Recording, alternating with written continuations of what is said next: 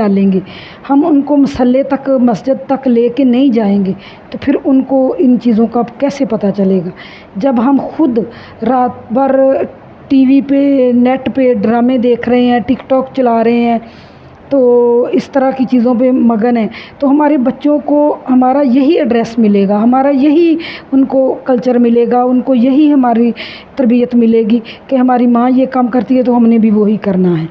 تو اس لیے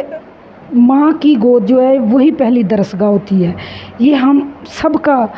ماؤں بہنوں بیٹیوں کا فرض ہے، ہم نے اپنے معاشرے کو، اپنے گھر کو، اپنے گھر کے افراد کو، اپنے گھر کے ماحول کو سدھارنا ہے تو ہم ہی نے چینج کرنا ہے، یہ ہم سب کا فرض ہے۔ اگر ہم نہیں کریں گے تو کون کرے گا؟ کوئی باہر سے تو نہیں آ کے ہمیں دین کی راہ دکھائے گا اور انگلی پکڑ کے ہمیں جنت کا راستہ دکھائے گا، یہ ہم نے کوشش کرنی ہے، یہ کوشش تبھی